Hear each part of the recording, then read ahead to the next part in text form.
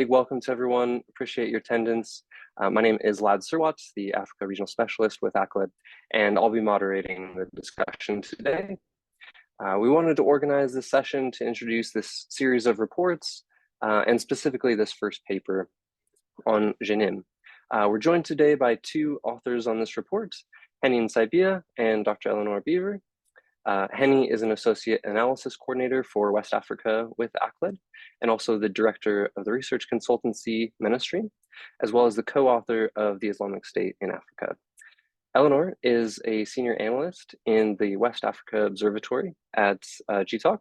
She specializes in non-state armed groups, violent extremist groups, transnational organized crime, as well as climate and environmental security. Our external panelists include Ornella Marouin, who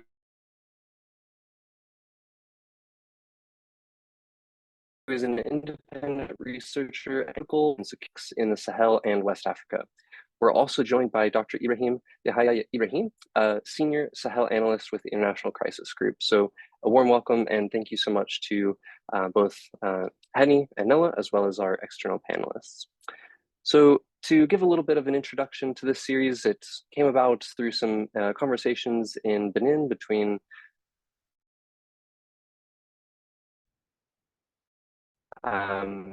Nella, to really complement each other in the way that each of the two organizations kind of conduct research, as well as this interesting intersection between criminality and political violence.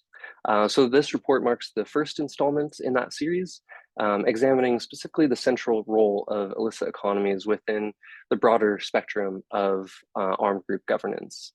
The series is this collaborative effort stemming from a growing awareness of the central role of illicit economies in the strategies of armed groups in the Sahel, as well as West and Central Africa. Like I said, this sort of builds on these complementary strengths, and this report, as well as the others in the series, draw on the ground data collection conducted in Mali and Burkina Faso since 2021, the ACLED database. There's additional 2 years of GI-TOC research, as well as ongoing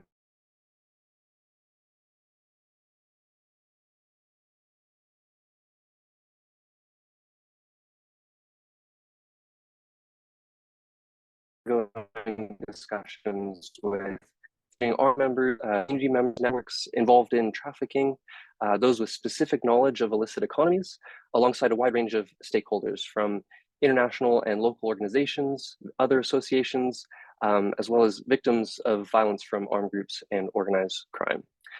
In addition to this, there was a wide range of gray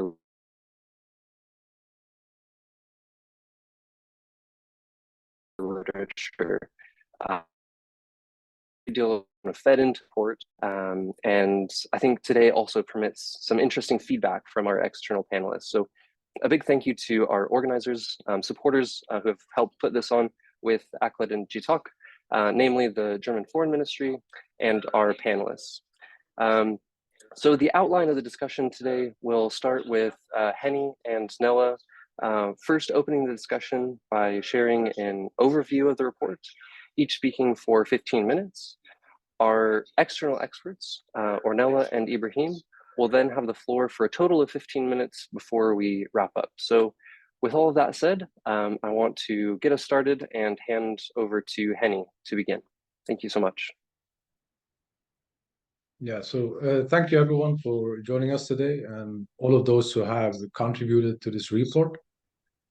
Considering the events playing out today in the Sahel, I think this report has high actuality due to the central role played by Jama'at Nusratul Islam al-Muslimin, Al-Qaeda's Sahelian branch, often referred to as JNIM, and especially within the broader conflict as a source of insecurity, a source of instability, but also as the primary challenger of the state in the affected countries.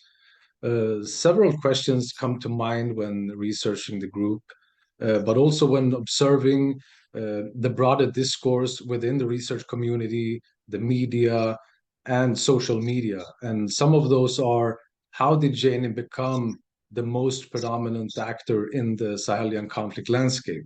And how has the group evolved since its formation about 7 years ago in 2017, as well as withstanding immense pressure and internal and external challenges over the years while continuing to grow and expand its geographical reach. So these are really questions that are partly the reason why we in this report wanted to provide some perspectives and decided to focus on several aspects of JNIM activities, including the evolution of the group, its organizational structure, strategic use of violence, economic warfare, financing, resourcing, and governance, because we really think that they are key to understand the group's approach, but also that the combination and overlap of these various dimensions have enabled the group to adapt, grow, expand its influence, but also exert control over vast territories.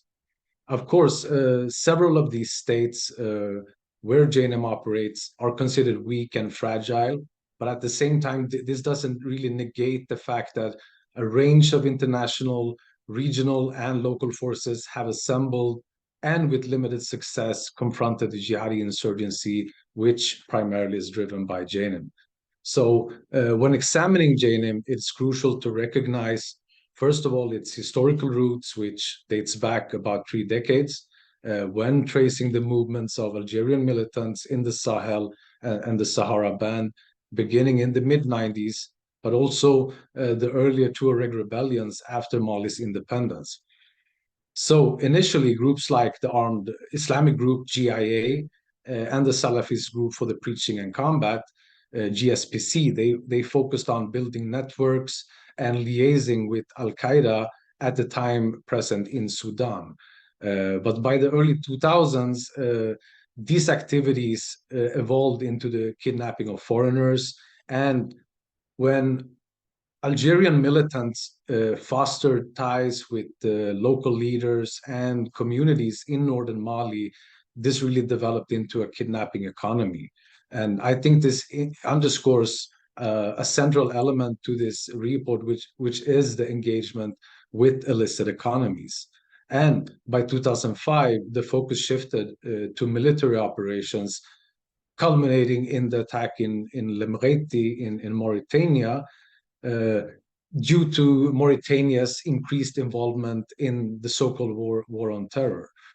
But soon after, GSPC became Al-Qaeda in the Islamic Maghreb, AQIM, and with it also the launch of a broader mobilization or regional project across North and West Africa. And to not delve into too much of this period, I really recommend the book by Alexander Thurston, Jihadists of North Africa and the Sahel, and Caleb Weiss's AQIM's Imperial Playbook in the CTC Sentinel at West Point. So those are good reads to really delve deeper into this topic. Although it is not really until 2012, with the jihadi takeover of northern Mali, that jihadi groups in the region become more significant through the creation of the quote-unquote Islamic Azawad proto-state, co-governed by AQIM and the local jihadi groups Ansar Din and the Movement for Oneness and Jihad in West Africa, or Mujao. In the case of Mujao, which subsequently became Al-Morabitun, one of JNIM's constituent groups, it is important to underscore that illicit economies played a central role in shaping this group. And this also relates to that the founding members were involved in illicit trade prior to becoming militant leaders. So in this regard, you can see that engagement with illicit economies in these earlier stages really helped JNIM's forerunner groups to ingratiate themselves in northern Mali's political economy. So a key question is really what has changed with the creation of JNIM. So first of all, I think the obvious is that this merger of JNIM really unified pre-existing groups into a coalition, something that had historically been very difficult through splits and mergers and leadership rivalries. So issues that JNIM largely has been able to smoothen over, as I see it throughout its existence. That is not to say that it hasn't faced challenges, military pressure, internal dissent, and so forth. But another important aspect, I think, is the strategic localization of the insurgency by naming local leaders of the group's constituent components as front figures, and by doing so, also reframing the insurgency with a more local image than it had in the earlier years when Algerians basically ran the show. So I also think that its creation is the continuation of AQIM's regional project, which I already mentioned earlier. And another dimension is the multi-ethnic political messaging, which pretty much accompanied this merger by senior leaders praising a range of ethnic groups for joining their jihad and claiming to have succeeded in, quote, unifying the tribes.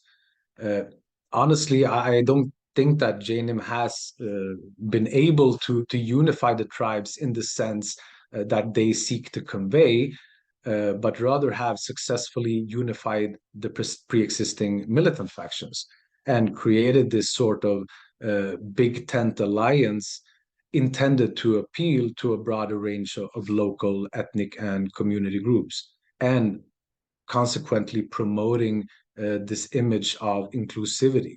And moreover, in order to grow, it is also quite clear that JNIM has both engaged in alliance building, but also pursued the processes which, in cases already were initiated by or prior to its formation by the various constituent groups, and by empowering local groups and integrating them within its fold. And in this case, I think about Ansar Islam in Burkina Faso, Katiba Masina in central Mali, and so forth.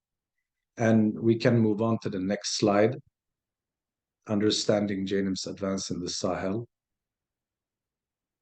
So some aspects that really kind of reinforces the argument that JNIM has evolved from a network of local jihadi militant groups into a much more integrated and powerful armed group can really be observed in the group's exponential expansion, but also in the development of a more kind of cross-organizational strategy.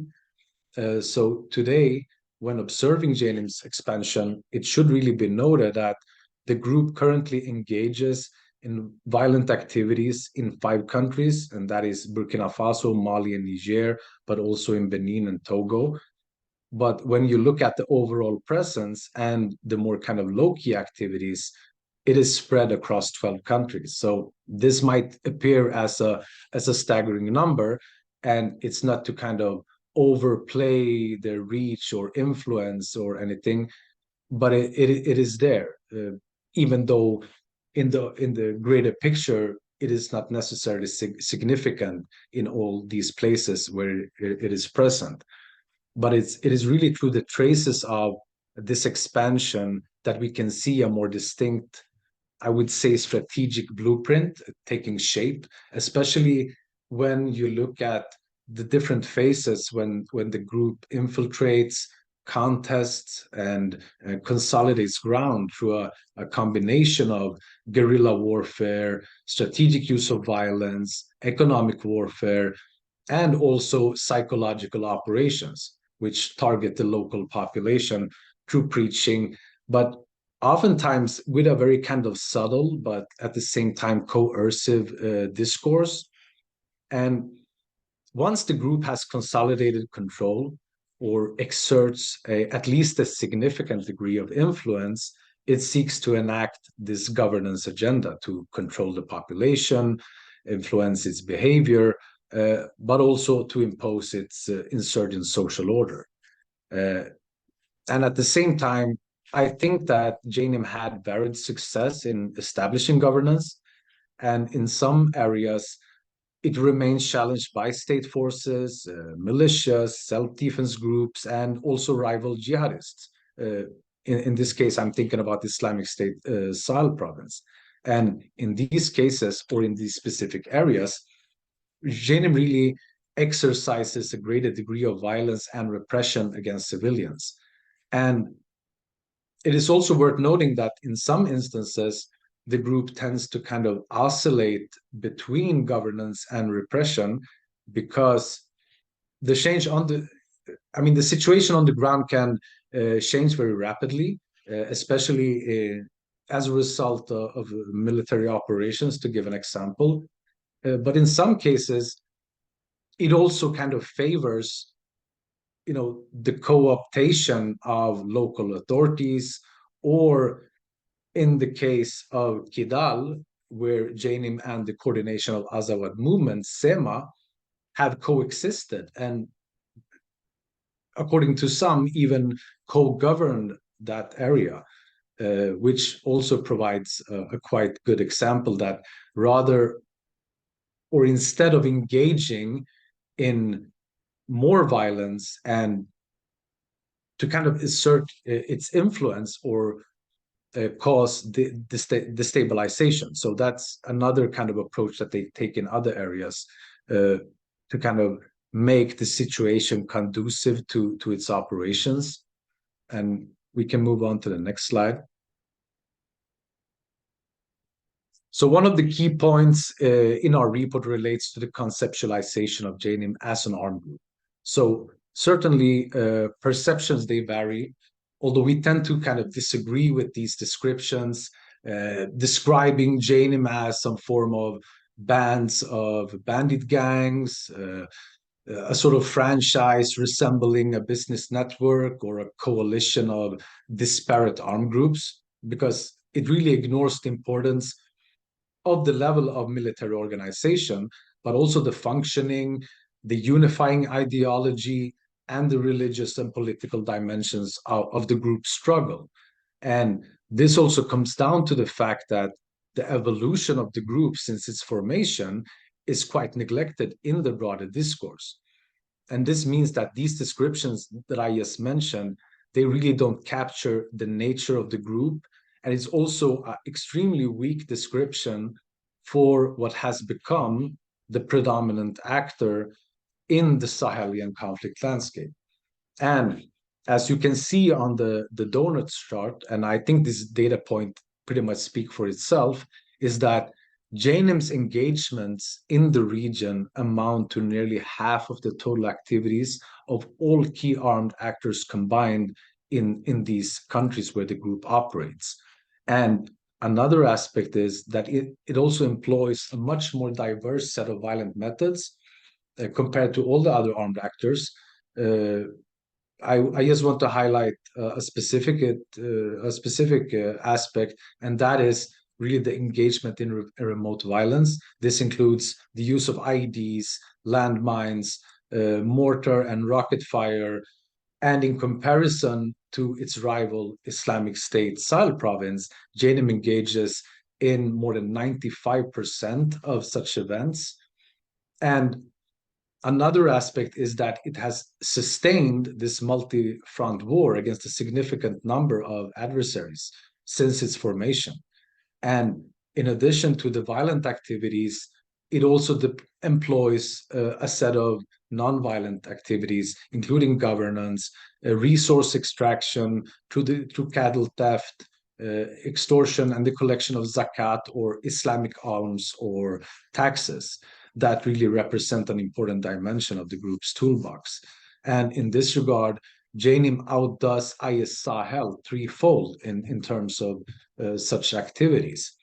And there is a partial explanation for this, and it also operates across a much more wider space. So that's a pretty good explanation, but still, yes, partial. And we can move on to the next slide.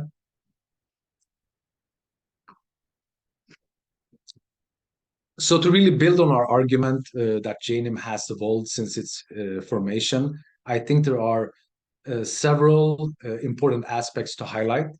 So while JNIM's constituent groups, they do maintain some of their characteristics, operational focus, But still, it is far from being a loose coalition of these so-called disparate armed groups, because they are unified by ideology.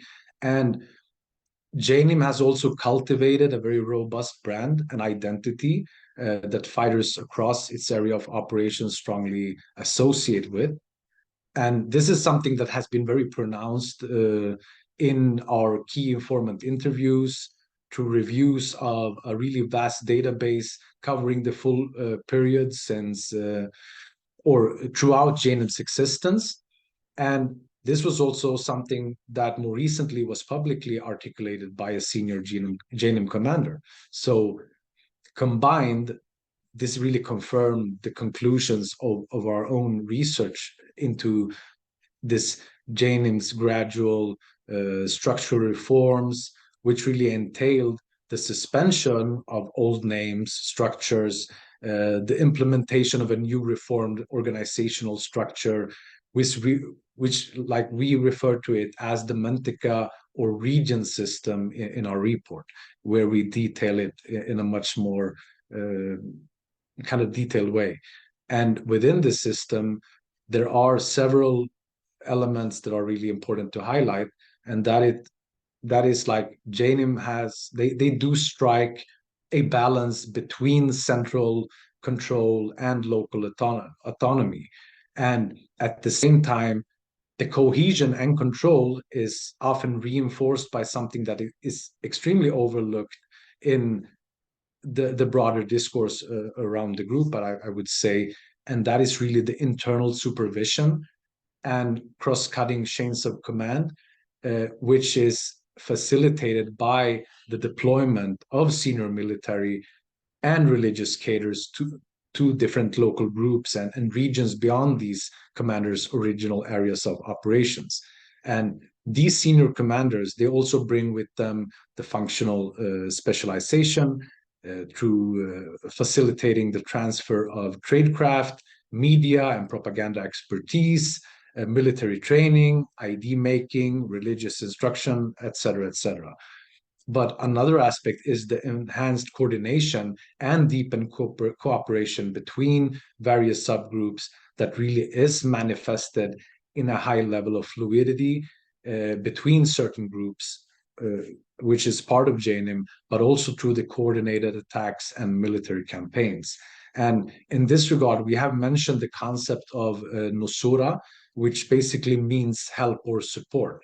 And this is when units from other regions are deployed as reinforcements to other regions to assist. And while they are deployed into a specific area, they become subordinated to a specific regional command in the area where they are deployed. So this is all I can say for now, due to the interest of time, and I will pass on to Eleanor Beaver at GI-TOC. Thank you for listening. Thank you so much, Henny. So in this presentation, I want to try and build on Henny's argument about how JNIM has evolved, both structurally and tactically, into a more cohesive group, because this is very much reflected in how JNIM engages in illicit economies. So despite the variation both internally and across the region, JNIM's illicit activity, it's very strategically managed to preserve and create relations with its target civilian communities. Before we start, can we have the next slide, please? I want to quickly revisit the definitions of our terms, and also just to think for a moment about the limits of these terms. So at Global Initiative, we use the term illicit economies a lot. This refers specifically to a market or a sector where there is an illegal act committed at any one point in a supply chain or sector. And this is for the purpose of distinguishing from the informal economy, where everything being done is perfectly legal, even if it is not being covered by formal regulation. But we've also got to recognize that the notion of illicit and indeed the notion of better terms such as criminal mean very different things to different people. Can we have the next slide, please? In the I guess you could say that in the popular imagination in much of the Sahel and more broadly in West Africa, what is criminal is very closely associated with what is violent. Criminals are people who commit violent acts against ordinary people for profit. Trafficking, by contrast, or smuggling, doesn't cause direct harm to communities. More than that, it's actually a very essential means of livelihood for very many Sahelian residents. And so it very often falls outside moral ideas of what it is to be criminal. And at the moment, that gives JNIM this very distinct advantage. All it has to do to frame itself as being on the side of people or as a defender of people's livelihoods is to basically keep the state out of people's way. And this is, unsurprisingly, a real obstacle for state efforts to exercise their authority. It's not an insurmountable obstacle, but it does mean that for any state intervention to work, civilians need to be at the front and center of the design of any of these interventions. Because what we see is JNIM making a consistent choice to exploit this, this dissonance in what is acceptable. State regulation is being considered something immoral or at least obstructive to people's real circumstances. What JNIM does is, generally speaking, rather than trying to kind of monopolize any profits that they could make from any one illicit economy, they're instead kind of liberalizing it and giving the residents that they would like to govern access to opportunities to profit from illicit economies. And they do that by keeping out the state or competing controllers or authorities. Now, of course, JNIM do profit for themselves, but not to the extent that they theoretically could if their main goal was just to make some money. So in this presentation, I'll look at a couple of examples of how JNIM uses illicit economies through two lenses, the first one being financing and the second one being resourcing. Financing, as you can probably guess, is about obtaining money. Resourcing is about obtaining the goods that they need for their operations. Can we have the next slide, please? Apologies, the one after that. So then we'll, if we kick off with financing, kidnap for ransom but also kidnap in the broader sense is something that we have been seeing more and more for the past couple of years. JNIM's forerunner groups, as Henny described very well, were well known for their use of the kidnap economy and managed to ransom some of their hostages for millions of dollars or euros. The exact value of ransoms are obviously very rarely publicly acknowledged, so it's difficult to say exactly how this financing stream has changed. But what we have seen between 2022 and 2023 is a larger number of kidnaps for ransom of foreign hostages, but for shorter periods, and also it's quite widely believed for significantly lower ransoms. The other interesting difference is that very often these hostages were kept in or near the areas from which they were kidnapped rather than being moved into strongholds in northern Mali. You could draw a few different implications from this. One possibility is that JNIM was or is experiencing cash flow difficulties and was prepared to release some hostages more rapidly for smaller sums to prioritize speed of the payments. Structurally speaking, it also illustrates this balance that Henny was speaking about between centralization while allowing a degree of central control, while also allowing local JNIM units to enjoy a certain amount of autonomy. The units behind these kidnaps were seemingly allowed to take charge of managing the hostage and the ransom and so forth. Now, ransoms are still thought to be an important pillar of JNIM's financing. And it's not just foreigners who are victims for kidnap for ransom either. There's been a fairly large number of locally wealthy traders or business owners or officials in Mali and in Burkina Faso who have been kidnapped for ransom by JNIM. However, in this case, the kidnap is usually framed in different terms. JNIM will contact the hostage's family directly and explain that the kidnap is the result of a lack of support and the failing of the victim to sufficiently contribute to the war effort or some other infraction. And what the victim's family need to do to rectify the situation is pay this sum to JNIM, and then things are restored. You'll notice from this chart that in the case of state officials, the ransom is quite a lot higher for obvious reasons. They're not trying to win over state officials in the same way. So from a government's perspective, there's the more interesting form of kidnap is that which is not for ransom, which is the much more common variety.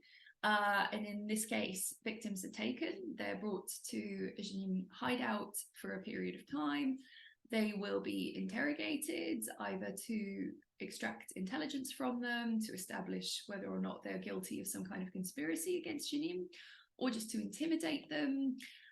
These spikes in these kinds of intimidatory kidnappings are pretty common in the early days of JNIM trying to infiltrate a particular area and impose control. But that spike in kidnappings does tend to drop once JNIM is confident of its control over a particular area. And again, this points to this delicate balance that Henny mentioned between coercive and more benevolent forms of rule that JNIM appears to be a very benevolent, a very sophisticated user of. I'll pass to the next slide, please, to quickly discuss artisanal mining, which is another source of financing that's very widely spoken about in regards to JNIM, but that is also the subject of a lot of hype. It's important, but probably not nearly as important as other income streams, for example, cattle rustling or potentially kidnap for ransom. And it's also very difficult to get strong evidence that we can be confident of out of mining sites. However, based on a number of examples from a number of different studies, it's fairly certain that JNIM's main source of mine-related financing is actually various forms of tax rather than them exploiting and selling the gold directly. And artisanal miners can be quite a bellwether demographic for JNIM. Artisanal gold mining, certainly in Burkina Faso, is not a niche pursuit. It's a very important coping mechanism, particularly for farmers during the dry season, who increasingly, in the context of the climate crisis and desertification, need it to supplement their income during the dry season. And they've also, artisanal miners have very good reason to be suspicious of attempts to regulate or control mines, because those tend to involve industrial mines pushing them out with very few obligations towards them.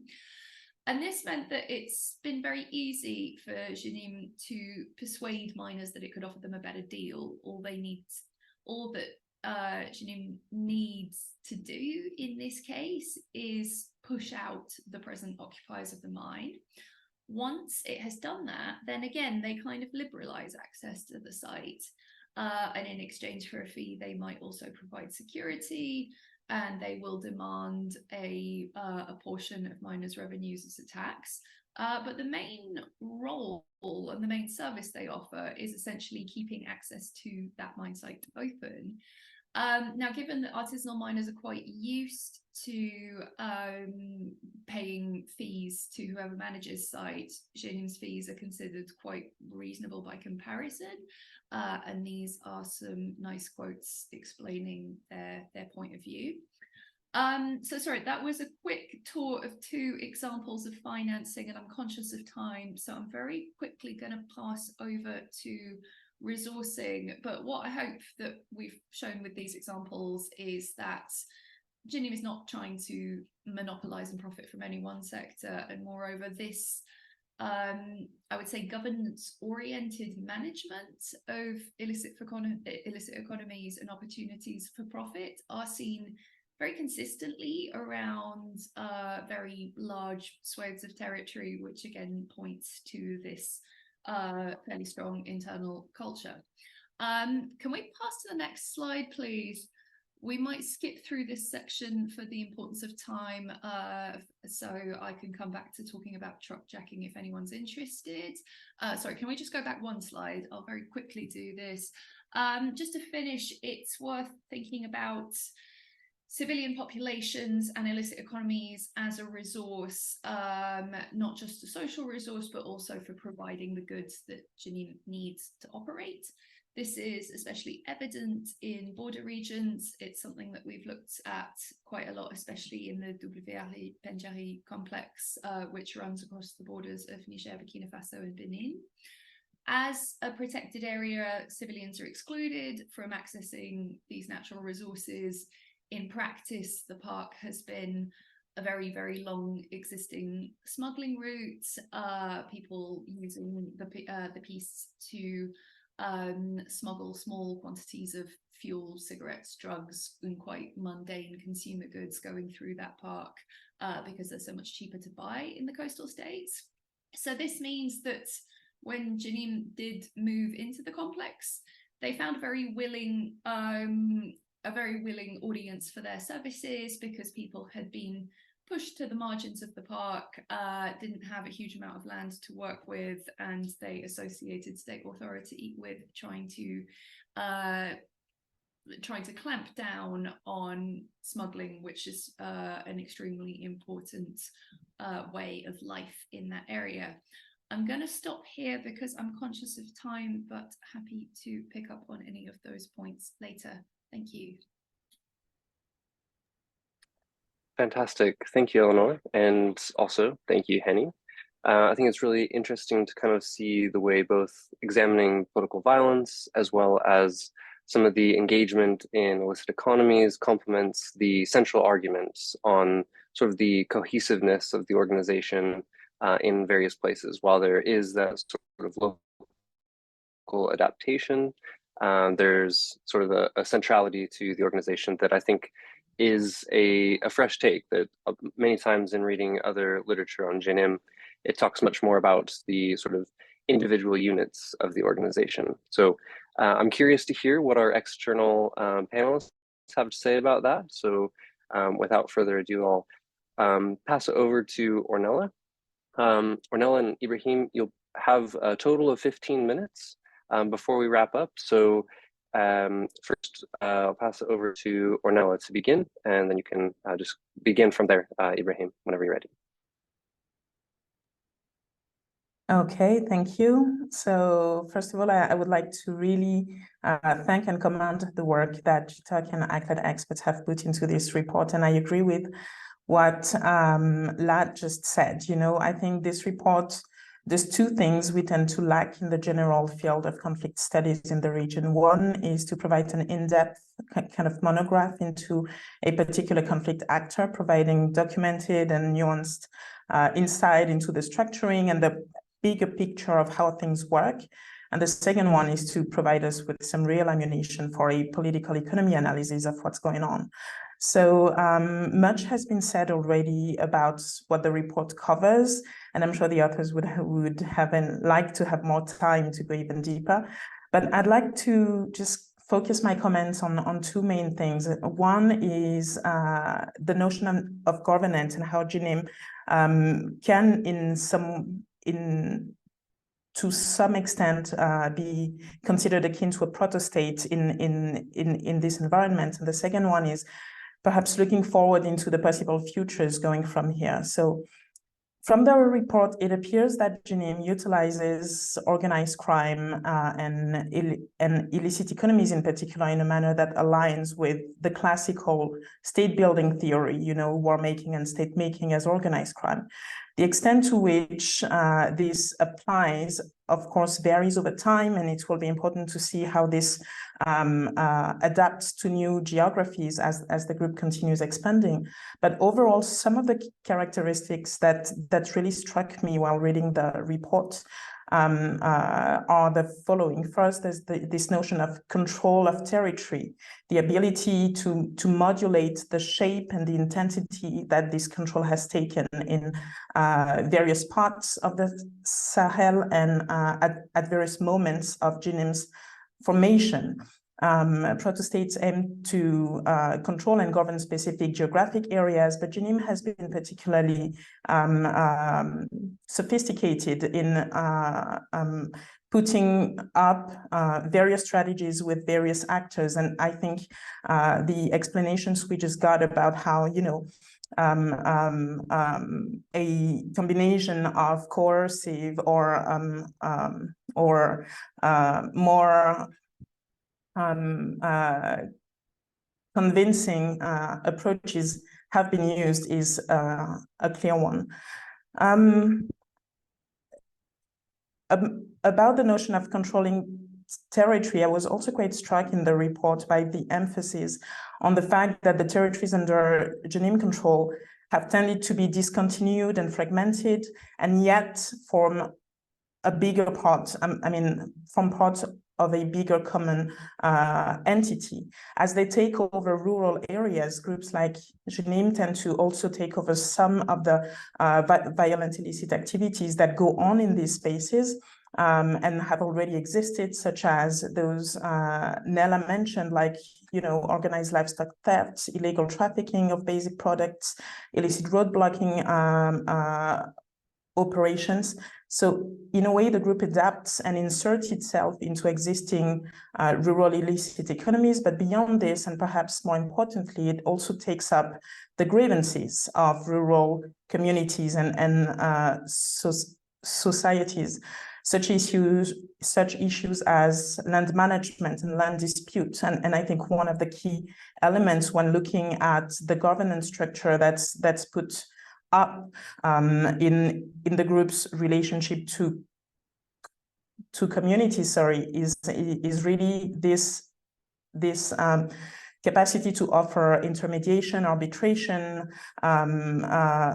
or other services to handle land disputes or other natural resource disputes that are perceived as way more straightforward, less corrupt, and much faster than whatever central states have been doing. So looking forward, the ability of, looking back and looking forward, I think the ability of JNIM's forerunner groups to shift from a religious discourse to a social justice discourse focused on land management in rural areas is, I think, a shift that really aided the implementation of the group in some parts of the Sahel, and it will be interesting to see how that can or cannot be replicated into new geographies, such as in the northern part of coastal countries, for instance. I also wanted to mention just a word about the public relations. I think one of the elements that proto-states usually do is to engage in public information, and JNIM does this as other groups in the region. Perhaps this is one point I would have liked to see emphasized even a bit more in the report, the use of public information, propaganda, and outreach efforts to gain support from the local population and to further the group's agenda. So JNIM has set up, as we all know, a wealth of communication tools and strategies, an aspect that really shouldn't be underestimated when assessing its ability to govern, to rally support, to expand geographically, and ultimately to oppose a form of competition to existing dysfunctional state systems. So where does that leave us? Well, thinking through the futures, I think, you know, the report does a really great job at acknowledging and really explaining in a way that's accessible to non-specialists, even the trajectory of the group from what Annie called the big tent to a much more cohesive structure that balances a mixture of centralized and decentralized power functions. And indeed, this has been critical, but looking forward, are we going to see more of this kind of centralization, or are we going to see more fragmentation? These are questions that I think are still very much open. The fact is that JNIM has proven to be, as we mentioned, very adaptive and able to come up with different strategies in different circumstances, depending on who the specific opponent or enemy in a particular environment is. So I really wonder and look forward to hearing others' thoughts on what those adaptations might be, not just in the Sahel, but in the broader regional environments in the coming months and years. Overall, and this will be my final point, the report offers a unique snapshot of JNIM's current structures, functioning and strategies, but as we know, the context, the situation evolves extremely fast. So one question, of course, is, well, how long and how durable this analysis will be, and how much investment is needed to really keep it updated as we go. I will stop here for now. Thank you.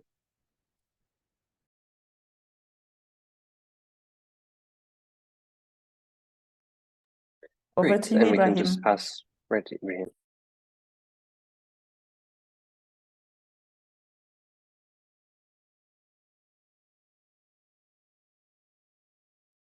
Ibrahim, you're muted. I'm sorry for that.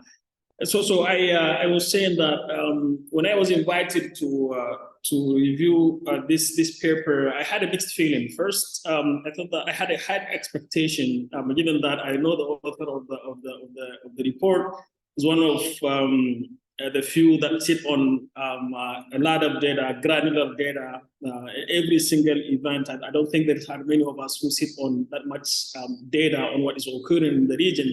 But at the same time, I was worried that this might be a big topic. You know, there have been so many publications on JNIM. You mentioned a few of them, Haney, by Alex Thurston. We at ICG, we published a bit on that.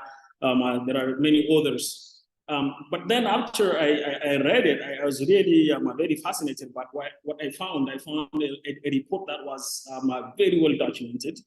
It has the merit of providing rich granular data on a variety of issues, some of which have been blind spot for us for a long time, despite all the publications that I mentioned.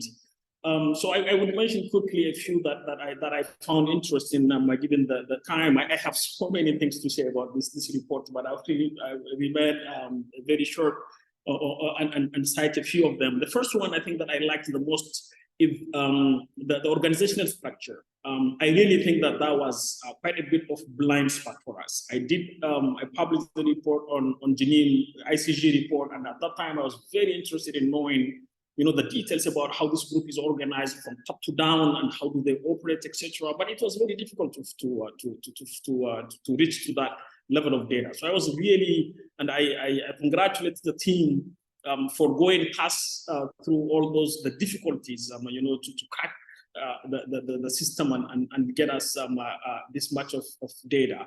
I was also fascinated by the fact that by the explanation of how this evolved over time. You know, many of us in this research field, you know, have a fixated view about what JNIM is. And from the time when it was created in 2017, you know, it is a group composed of 3 katibas under the leadership, you know, of Yada Valley, etc. This is what people believe of JNIM. The report has a merit to show that, no, we have passed this, you know, point. And now it's a group that has grown bigger, and by grown bigger, you know, it has expanded to new horizon. It's a group that adapts itself to new realities and you know, and try to accommodate new challenges as it expands, because every expansion comes with new actors that involve in it, new realities on the ground, etc. So those I think are very well it has advanced our knowledge, I would like to say, in terms of how dynamic the group is and how does it organize its activities across this large piece of land that is disconnected, as Ornella, I think, and you were mentioning, but that still remains effective in terms of conducting this activity. The second point I think that I liked about the report was, it provides a forcible but eloquent rebuttal of the consideration that JNIM is a good jihadist group. I think some of us have a tendency to romanticize about JNIM, to portray it as a jihadist group that attempts to spare civilian lives, and to provide justice, security, particularly in opposition to ISGS, or even in opposition to the states that it is replacing in some of those areas. I mean, people talk of it as a group that has provided some good services, in comparison to ISGS, which is a horror maker, or even the government that was very corrupt in the past. And in here, you really mentioned, how JNIM is neither a good or the worst of jihadist group among the spectrum of actors that operate in the region. It is a violent actor that alternates between the use of coercion, persuasion, and the cooptation of alternatively, depending on the level of control that it has at the local level, the challenges that it faces from rival groups, etc. I think what I get from it is that the difference between JNIM and the other criminal groups that operate is not a difference of nature. It's the difference of degree of using, different type of violent activities. And this is particularly true also when you look at the financing and the governance aspect that you described so well. All these criminal groups appear to read from the same script, with only some differences of degree in the way that they do it. So I think that is really a welcome, also additional nuance that is very good. I would mention two things that I think would also need some nuance. The first one is that it's the focus on JNIM's strength. Anyone who reads this report is likely to come out with a feeling that JNIM is such a powerful jihadist movement, well-organized, cohesive, rich, and often provides justice to local governments. I think this is, I don't know about Ornella and other people who read it, but I feel that this is the feeling that you come out with by reading this.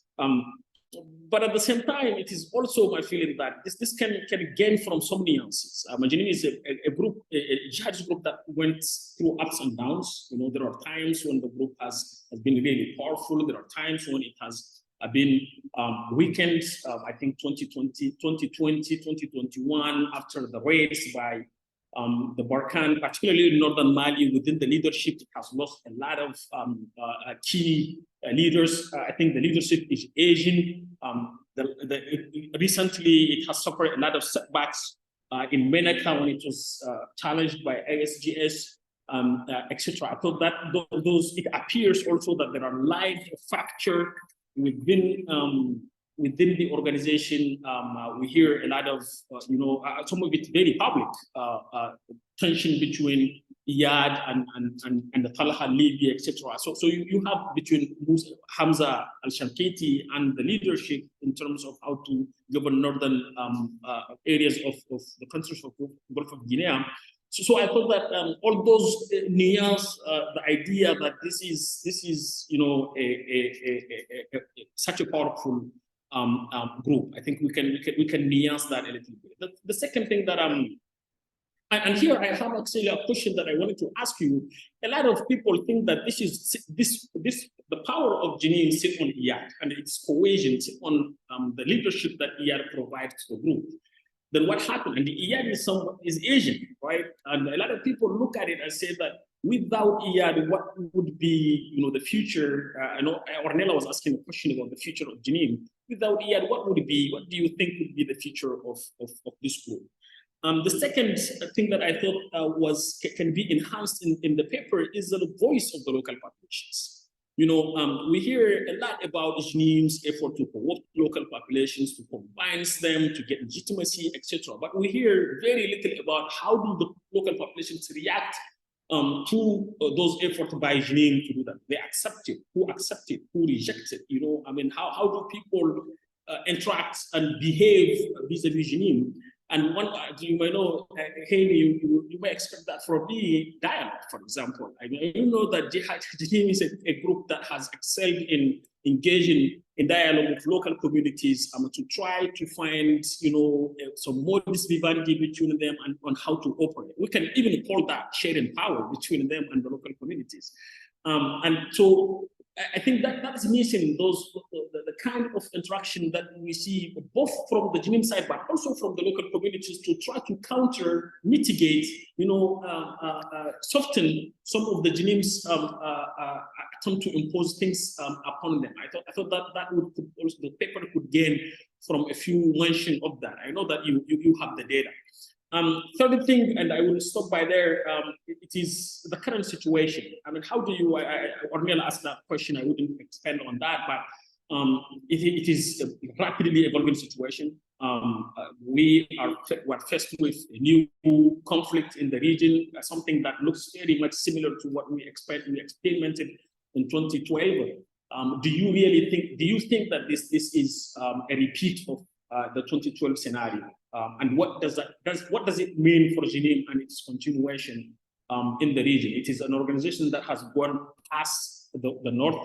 It is now in the south of Mali and in other places. But for Mali particularly, what does it mean, this new situation in the north of this, the conflict that is started? I will stop by there for the interest of time and look forward to continuing the discussion. Thank you.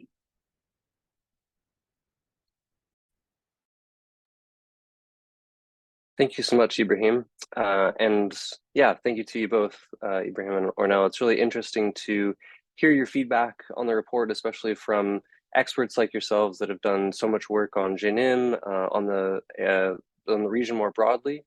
I think I was particularly struck by hearing some of the areas of the report that you found particularly novel, notably, thinking about Ibrahim's point on the organizational structure, which was sort of new in this report. And further, I think both of you offered some areas for future research, thinking about Ornella's point on looking at the sort of propaganda and public communication of JNIM. So I think there's always more work to be done, but it's really interesting to hear that. I'll wrap up here, but I just want to let you know that the report is now available both on ACLED and GI's website. So please do download the report and look out for our next one on Ambazonian separatists in Cameroon. So thank you very much for your attendance today, to all of our panelists, notably our external experts, Ornella and Ibrahim. Thank you so much. And we hope you will join us next time. All the best.